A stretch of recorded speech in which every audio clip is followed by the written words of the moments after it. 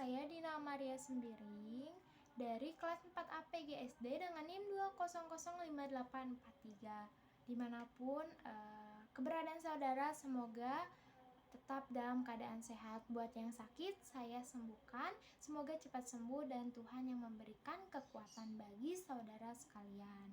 Nah, untuk memenuhi tugas ujian tengah semester SPK, di sini saya akan membawakan firman Tuhan dan beberapa sharing firman gitu ya.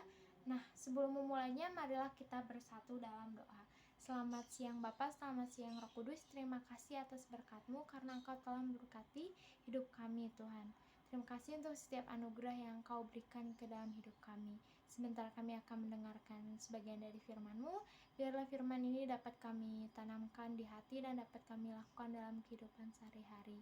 Kami berkati hamba-Mu juga Tuhan yang menyampaikan. Biarlah Tuhan apa yang hamba-Mu sampaikan ini Tuhan seturut dengan kehendak-Mu. Terima kasih. Kami telah berdoa dan mengucap syukur. Amin. Nah, untuk yang pertama mengenai Yesus Kristus. Nah, menurut saudara-saudara sekalian, siapakah Yesus? Boleh direnungkan, boleh dijawab di dalam hati masing-masing. Nah, menurut saya sendiri, Yesus ialah Sang Juru Selamat. Dan yang paling utama ialah sahabat saya gitu ya.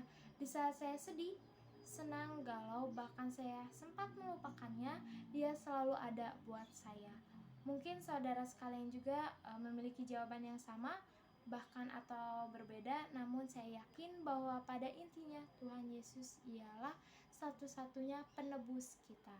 Nah, kita lihat sebelumnya pernyataan Yesus di kita buka firman Tuhan di Yohanes 10 ayat 30. Beginilah firman Tuhan, aku dan Bapa adalah satu. Nah, di sini sangat jelas ya dikatakan bahwa aku dan Bapa adalah satu. Boleh selanjutnya kita buka dari Yohanes 13 ayat 13.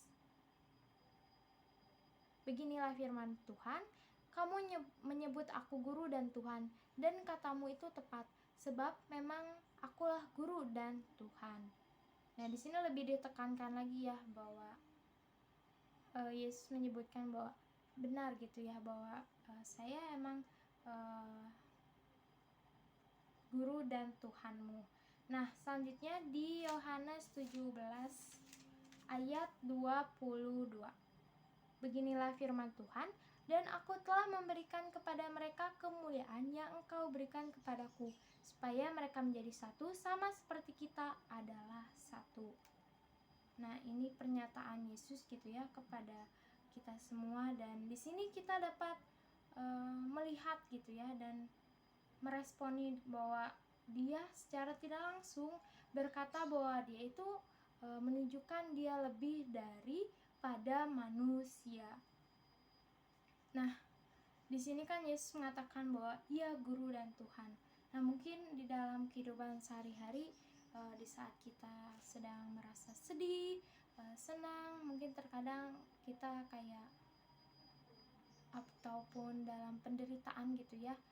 Kadang kita terkadang lebih fokus terhadap masalah yang ada gitu, tapi kita tidak melihat bahwa Yesus sebelumnya itu sudah turut gitu ya, udah melakukan proses itu, dan seharusnya kita lebih bersyukur gitu karena kita walaupun diberi misalkan gitu ya penderitaan ataupun masalah, nah saya yakin itu adalah proses yang Tuhan berikan untuk kita.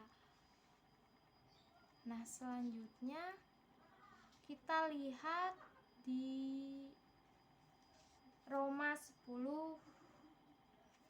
ayat 9.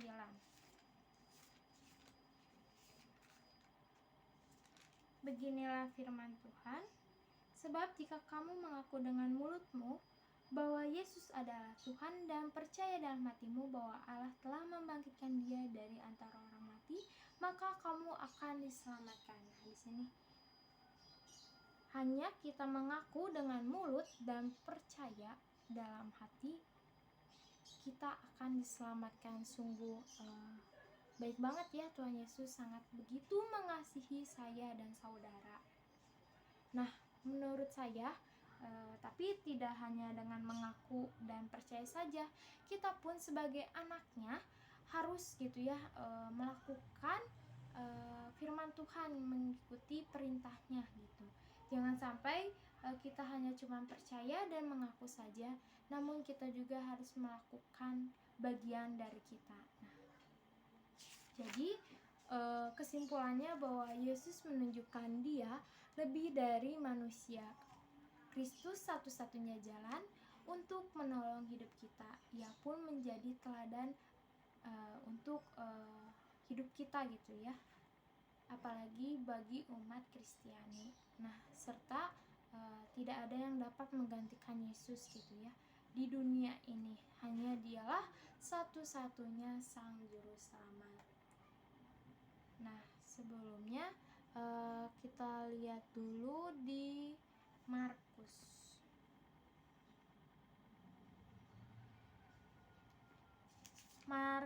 8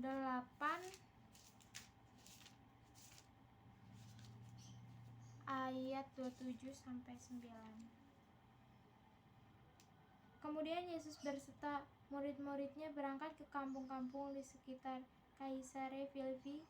Di tengah jalan ia bertanya kepada murid-muridnya, kata orang, "Siapakah aku ini?" Jawab mereka, "Ada yang mengatakan Yohanes Pembaptis, ada juga yang mengatakan Elia, ada pula yang mengatakan seorang dari para nabi." Ia bertanya kepada mereka, "Tetapi apa katamu, siapakah aku ini?"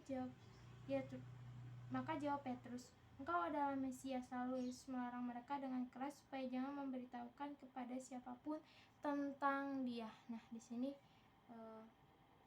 Yesus bilang gitu ya bahwa Dia melarang keras supaya jangan memberitahu kepada siapapun tentang Dia. Nah, di sini kita lihat bahwa Yesus memiliki kerendahan hati. Nah, begitu banyak sifat-sifat Tuhan Yesus gitu yang dapat kita teladani. Oleh karena itu, dimanapun kalian berada, saudara-saudara berada, marilah terus mengikuti Yesus. Nah, selanjutnya ada dosa dan keselamatan. Nah, apa sih dosa? Mungkin udah sering mungkinnya saudara-saudara dengar gitu di telinga saudara-saudara. Nah, namun sebelum ke sana gitu, kita lihat dulu nih keadaan manusia ini kayak gimana untuk saat-saat ini. Banyak sekali yang mengalami ketidakpercayaan diri, ketidakpastian, ketidakmampuan, bahkan kekecewaan. Nah, mungkin saya sendiri mengalami itu ya. Dan saya yakin setiap manusia pasti mengalami hal tersebut. Nah, oleh karena itu, mari kita buka firman Tuhan Roma 3 ayat 23.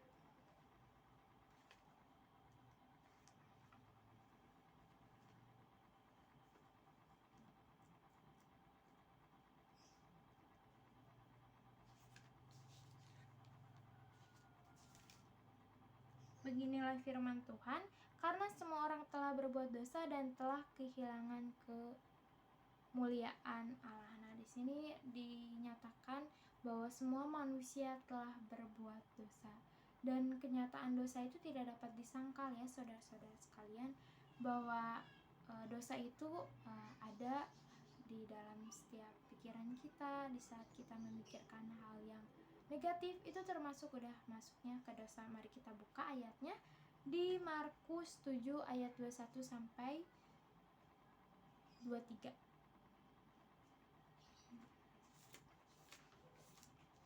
Markus 7 ayat 21 sampai 23. Beginilah firman Tuhan, sebab dari dalam dari hati orang timbul segala pikiran jahat, percabulan, pencurian, pembunuhan, perzinahan, keserakahan, kejahatan, kelicikan, hawa nafsu, iri hati, hujat, kesombongan, kebebalan. Semua hal-hal jahat ini timbul dari dalam dan menajiskan orang. Nah, ini kita lihat ya bahwa ini tuh hal yang bisa membuat kita jatuh ke dalam dosa di dalam hati ini karena pikiran gitu ya, pikiran jahat, iri dengki. Nah, dan dosa ini karena perbuatan juga gitu ya, dapat kita lihat di sini pencurian, percabulan banyak sekali. Nah, namun dengan kita telah berbuat dosa ada akibatnya, yaitu keterpisahan Allah dengan manusia, dan dosa itu membuat manusia berpisah begitu dengan Allah. Mari kita lihat di Kolose 1 ayat 21.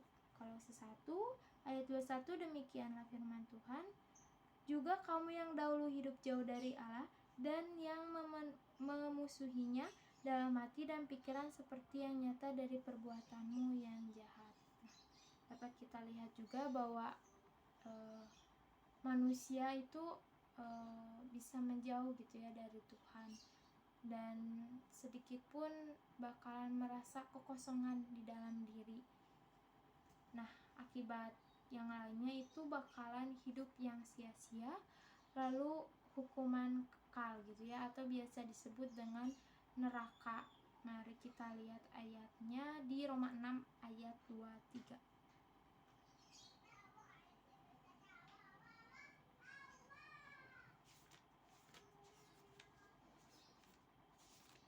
Roma 6 ayat 23.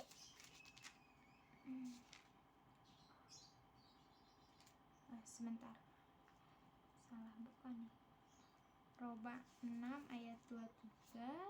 Demikianlah firman Tuhan, sebab upah dosa ialah maut, tetapi karunia Allah ialah hidup yang kekal dalam Kristus Yesus Tuhan kita. Nah, di sini ditegaskan banget bahwa sebab upah dosa ialah maut. Nah, sebelumnya saya mereview dulu ya. Nah, tadi kan kita sudah tahu gitu kalau semua manusia itu telah berbuat dosa. Nah, namun saya menekankan gitu ya bahwa manusia juga memiliki dosa turunan, yaitu dosa dari Adam dan Hawa.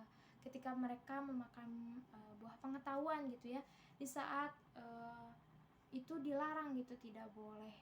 Nah, akibatnya kita memiliki dosa turunan. Nah, oleh karena itu kita kan sudah melakukan dosa dan kita tuh udah tahu gitu akibatnya apa.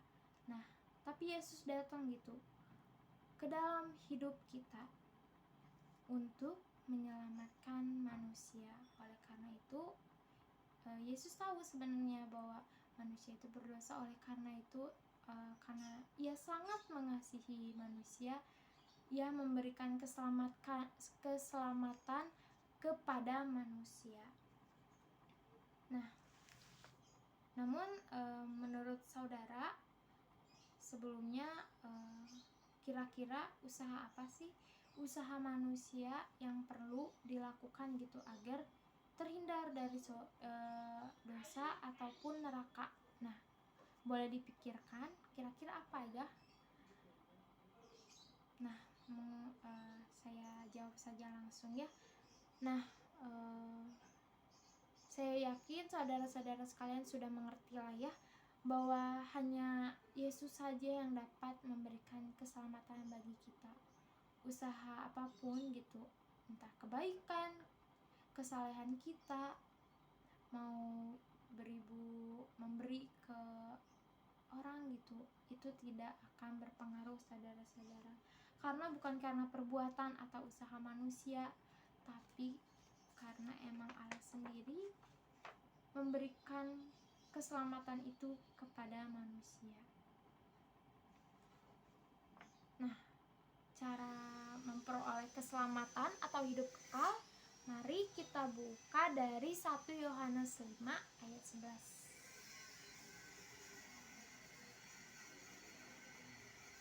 1 Yohanes 5 ayat 11 sampai 12.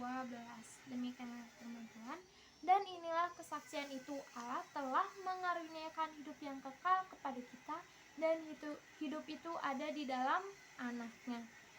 Barang siapa memiliki anak, ia memiliki hidup. Barang siapa tidak memiliki anak, ia tidak memiliki hidup. Nah, kita dapat melakukan apa saja gitu ya di dalam hidup ini, tapi kita perlu tahu kita ini memiliki batasan. Kita itu harus hidup sesuai Alkitab. Walaupun kita sudah tahu gitu bahwa Yesus dapat menyelamatkan kita, nah namun kita tidak boleh main-main dengan itu. Ibaratkannya seperti ini, saudara-saudara sekalian memiliki anak. Nah, namun anak tersebut menghilangkan rasa kepercayaan Anda gitu ya kepada anak tersebut. Nah, Anda pasti merasakan kekecewaan kan. Nah, seperti itu. Nah, oleh karena itu marilah kita tetap gitu ya mengikuti ajarannya, perintahnya. Nah, mari kita buka dari Wahyu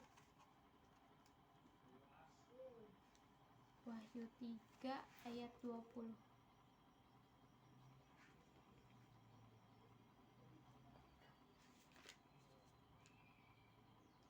Lihat, aku berdiri di muka pintu dan mengetok. Jikalau ada orang yang mendengarkan suaraku dan membukakan pintu, aku akan masuk mendapatkannya, dan aku akan makan bersama-sama dengan dia dan ia bersama-sama dengan aku. Nah, di sini benar-benar Tuhan menegaskan bahwa siapa yang membukakan pintu gitu untuknya, nah ia akan bersama-sama makan bersama kita. Nah, di sini tuh maksudnya tuh siapa yang benar-benar membuka hati untuk Tuhan, nah Tuhan akan selalu ada untuk kita gitu ya. Namun saya percaya di saat keadaan kita menjauh, Tuhan pun selalu ada untuk kita. Nah, oleh sebab itu marilah kita merefleksikan gitu ya, bagaimanakah keadaan semua manusia. Saya ulangi lagi pertanyaannya, boleh Anda jawab dalam hati. Kalau begitu, karena apakah dan oleh apakah manusia diselamatkan? Lalu bagaimana caranya menerima Yesus? Lalu bagaimana caranya membuka hati? Nah, itu bisa saudara jawab gitu ya di dalam hati. Nah, selanjutnya mengenai ilustrasi roda.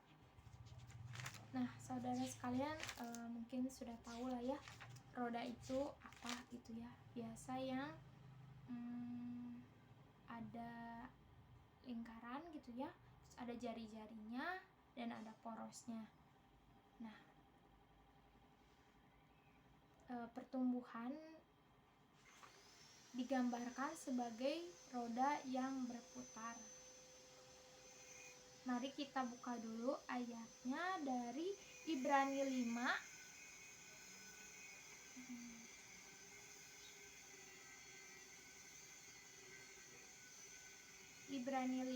ayat 11.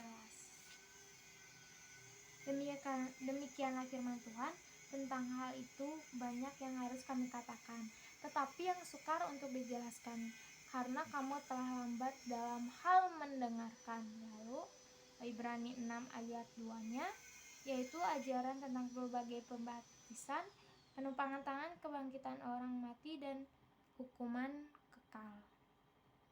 Nah, di sini ditegaskan gitu ya, artinya itu jika kita tidak mau mendengarkan, dan seharusnya itu kita menjadi pengajar gitu ya di sini tuh. Nih, di sini kita lihat di ayat 11 ya. Tapi hal itu banyak yang harus kami katakan, tetapi yang sukar untuk dijelaskan, karena kamu telah lambat dalam hal mendengarkan. Dan oleh karena itu marilah kita gitu ya terus berkembang dalam dan bertumbuh dalam kehidupan rohani gitu. Nah, yang perlu kita lakukan gitu ya menjadi orang Kristen, yaitu yang pertama kita harus taat kepada firman-Nya gitu. Di sini ada contohnya gitu ya, roda yang berputar.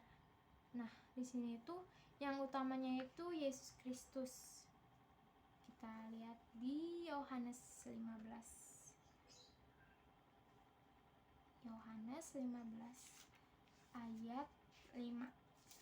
Demikianlah firman Tuhan, akulah pokok anggur dan kamulah ranting-rantingnya. Barang siapa tinggal di dalam aku dan aku di dalam dia, ia berbuah banyak, sebab di luar aku kamu tidak dapat berbuat apa-apa. Nah, di sini ditegaskan bahwa tanpa Yesus kita tidak bisa berbuat apa-apa ya saudara. Nah, di sini tuh porosnya yang tengah-tengah ya, pusatnya gitu sebagai sumber tenaga. Yesus yang memberikan hidup. Nah, lalu ada jari-jarinya gitu ya di sini, yaitu penyalur tenaga. Di sini ada doa, ada firman Tuhan, ada bersaksi, ada persekutuan. Nah, itulah pedoman untuk kita hidup gitu ya. Lalu ada juga lingkar luarnya gitu ya, yang di luar gitu. Nah, itu kan selalu bersatu gitu dengan tanah. Nah, artinya itu kita lihat gitu itu bagaimana ketaatan dengan Tuhan. Nah, jadi kesimpulannya sebagai orang Kristen kita sangat diajarkan taat dalam perbuatan yang digambarkan sebuah roda berputar, di mana yang utama ialah Kristus, pusat sumber tenaga ialah Yesus, serta jari-jari sebagai penyalur tenaga terdapat doa, firman Tuhan, persekutuan, lingkar luar yaitu bersentuhan dengan tanah, artinya ketaatan dengan Tuhan. Pertumbuhan karakter sangat penting dalam hidup manusia karena keberadaan diri kita sangat dinilai oleh orang. Oleh karena itu apalagi kita sebagai umat Kristiani gitu ya, sangat terlihat gitu dengan identitas kita. Nah, oleh karena itu kita jangan sampai karena hidup kita yang jelek atau hidup kita yang tidak sesuai dengan firman Tuhan, tapi Tuhan Yesus yang disalah-salahkan atau Tuhan Yesus yang dijelek-jelekan. Nah, oleh karena itu kita sebagai anaknya kita harus mengikuti perintahnya dimanapun kita berada gitu ya. Dan oleh karena itu ikutilah firman Tuhan dan ajarannya, dan berikanlah hidup kita yang berkenan kepadanya.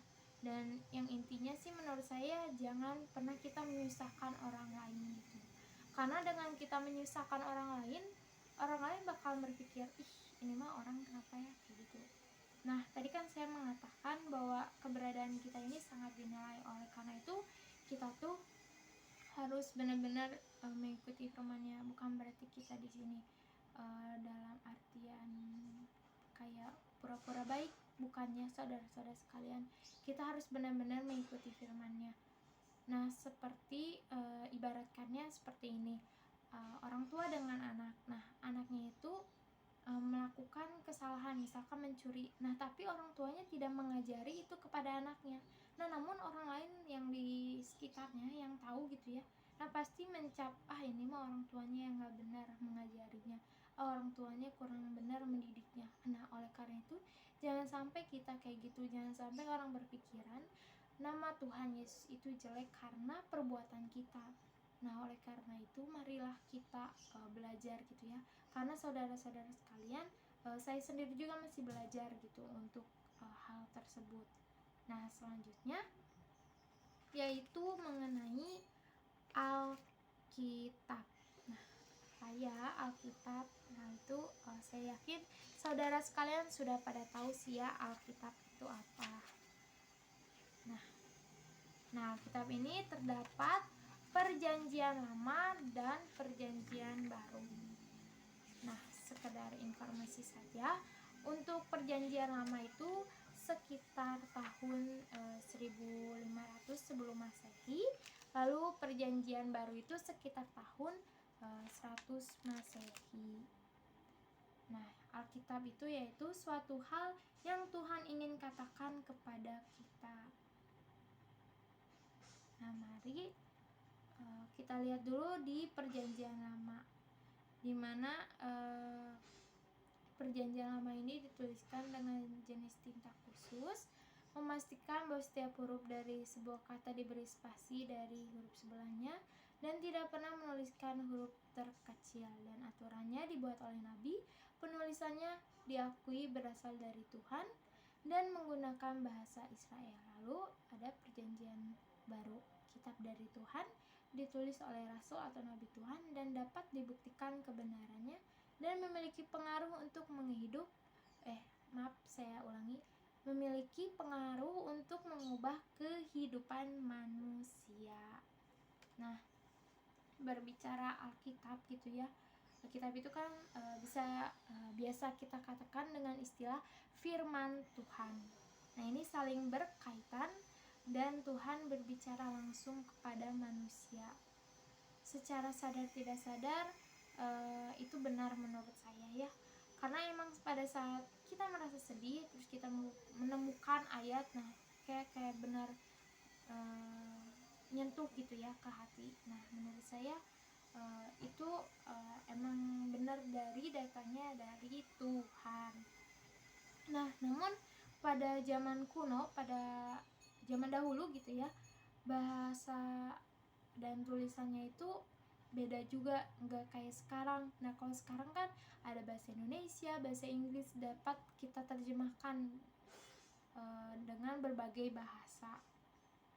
Nah, di dalam Alkitab ini juga terdapat kurang lebih 40 penulis. Pada intinya Alkitab itu memberikan pengetahuan kepada kita dan Alkitab itu memprediksi masa depan. Nah, pada zaman dahulu kan kalau ditulisnya itu di batu, terus di tanah liat dan banyak hal. Nah, oleh karena itu menurut saya kita harus bersyukur gitu ya yang lahir pada zaman ini gitu, dimana semua sudah modern dan kita dapat mengakses Alkitab di mana saja gitu.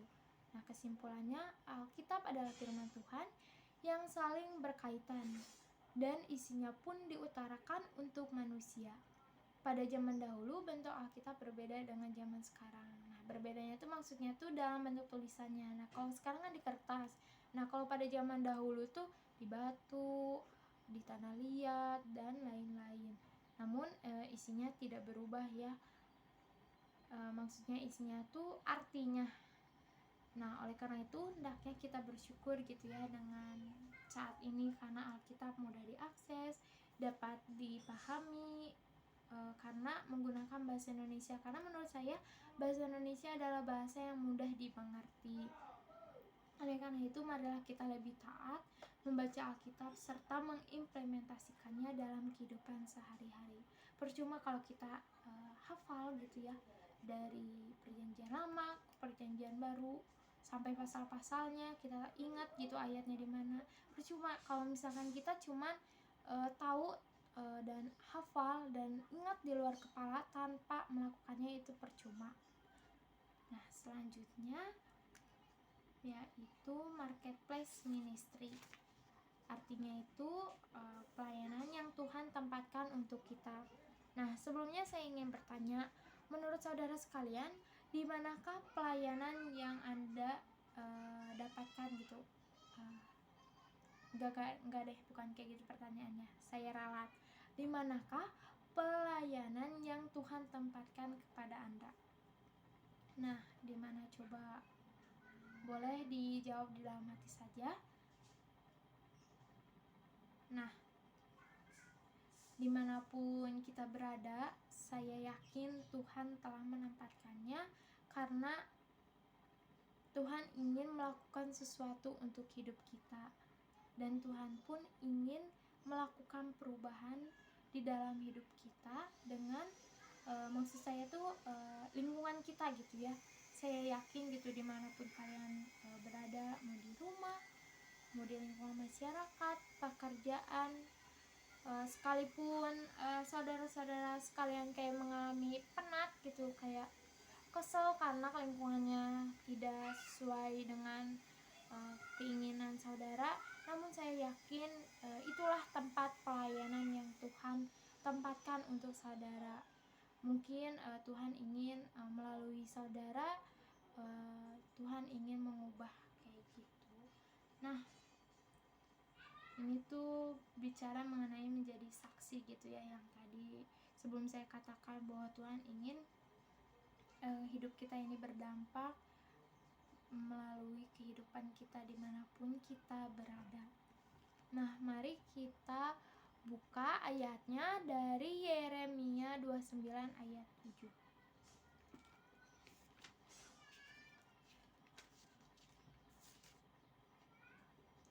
Demikianlah firman Tuhan, usahakanlah kesejahteraan kota kemana kamu aku buang, dan berdoalah untuk kota itu kepada Tuhan, sebab kesejahteraannya adalah kesejahteraanmu. Nah, kita lihat ya di sini bahwa Tuhan menegaskan bahwa berdoalah untuk kota itu kepada Tuhan, sebab kesejahteraannya adalah kesejahteraanmu. Nah, lalu ayat selanjutnya Matius 5 ayat 9.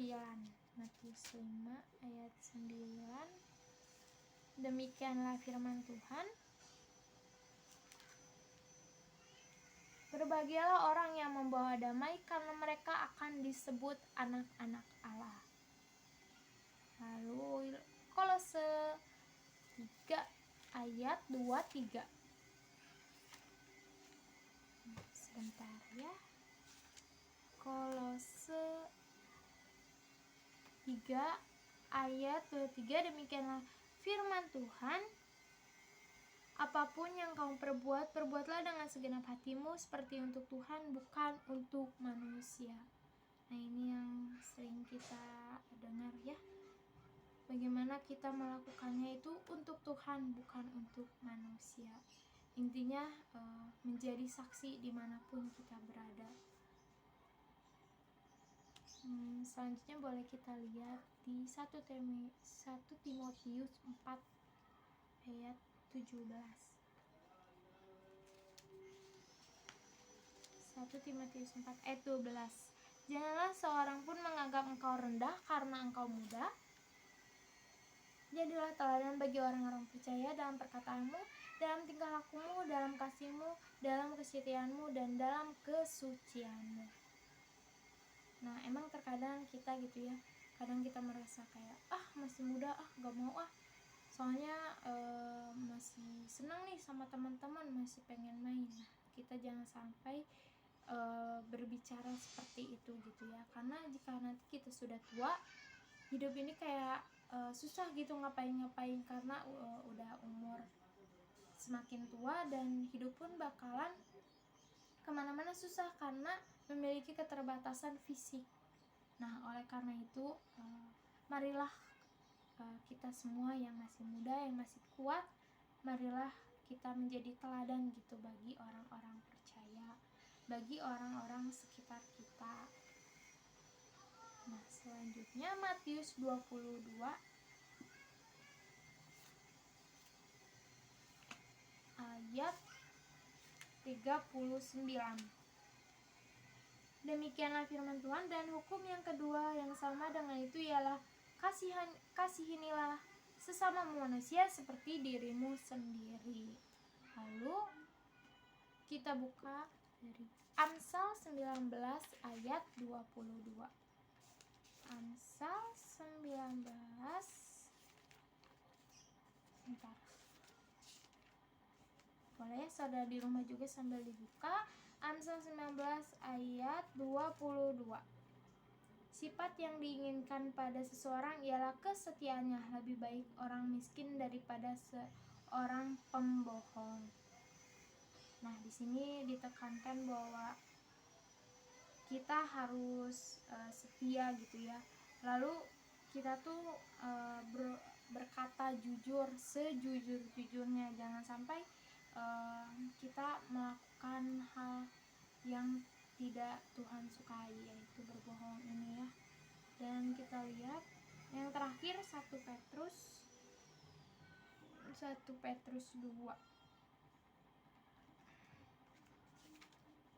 Petrus 2 ayat 11 sampai 12. Saudara-saudaraku yang kekasih, aku menasihati kamu supaya sebagai pendatang dan perantau kamu menjauhkan diri dari keinginan-keinginan daging yang berjuang melawan jiwa.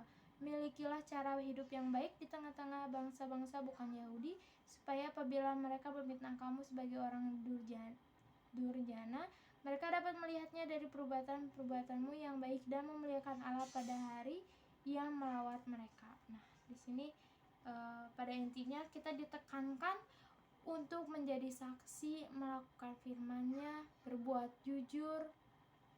Banyak banget ya yang kita dapatkan. Selanjutnya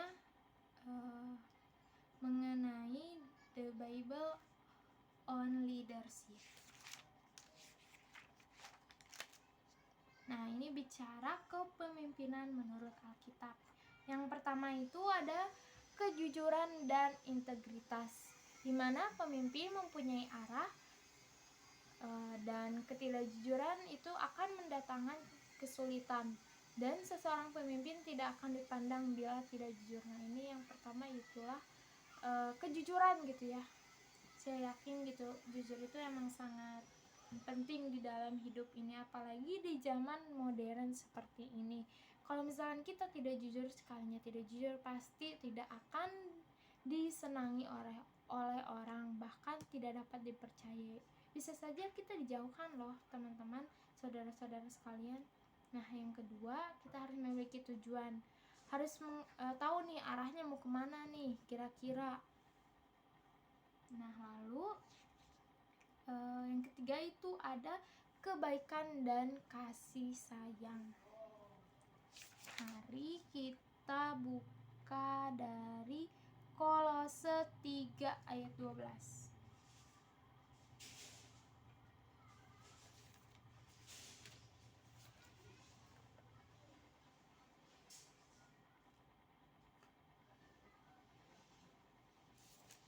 Kolose 3 ayat 12.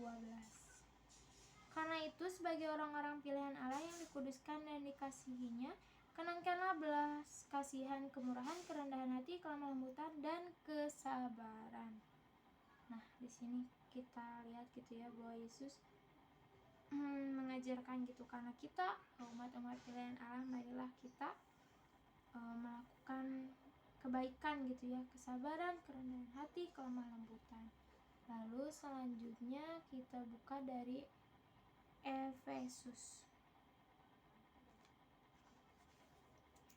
Efesus 4 ayat 32.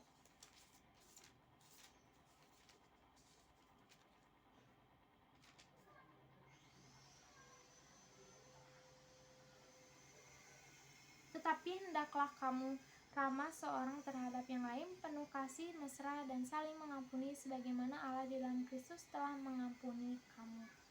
Nah, kita baca lagi sekali lagi. Tetapi hendaklah kamu ramah seorang terhadap yang lain, penuh kasih, mesra, dan saling mengampuni, sebagaimana Allah di dalam Kristus telah mengampuni kamu. Nah, ini sangat penting sekali, dimana kita menjadi pemimpin, kita ini harus benar-benar mau mengampuni orang gitu, apalagi mengampuni diri kita sendiri. Terkadang emang merasa gitu ya, dari diri saya sendiri pernah gitu, saya merasa saat saya memimpin, saya merasa kayak aduh saya salah ini, dan bahkan sampai kayak kesal sama diri sendiri. Nah, oleh karena itu kita boleh kayak gitu, tapi untuk mengoreksi dan untuk memperbaiki kehidupan selanjutnya gitu. Jangan sampai kita menjadi pemimpin tapi kita tidak mau mengampuni orang-orang. Jangan sampai seperti itu. Nah, selanjutnya yang keempat itu harus memiliki kerendahan hati dan memiliki komunikasi. Nah, gak mungkin kan ya kita sebagai pemimpin tapi kita kayak cuman diam-diam aja, gak memberikan nasihat, tidak memberikan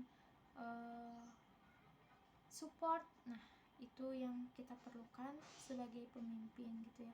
Bagaimana kayak penyampaian 10 perintah Tuhan gitu ya, dan kita juga dapat melihat dari nasihat Musa kepada bangsa Israel. Nah, itu salah satu contohnya. Demikianlah firman Tuhan yang dapat saya sampaikan. Biarlah firman ini dapat kita materaikan dalam hati kita, dapat kita tanamkan dalam hati kita, dan dapat kita lakukan dalam kehidupan sehari-hari. Terima kasih, Tuhan Yesus berkati. Sebelumnya mari kita bersatu dalam doa. Terima kasih Tuhan, karena atas berkat-Mu kami masih bisa mendengarkan sebagian dari firman-Mu. Apapun yang hendak kami dengar, yang tadi udah kami dengar, biarlah Tuhan dapat ditanamkan di dalam hati dan dapat kami lakukan dalam kehidupan sehari-hari Tuhan. Terima kasih Tuhan, terima kasih. Kami telah berdoa dan mengucap syukur. Haleluya, puji Tuhan, amin. Baik, terima kasih saudara-saudara sekalian. Jangan lupa tetap jaga kesehatan dan jangan lupa tetap bersukacita. God bless you. Shalom.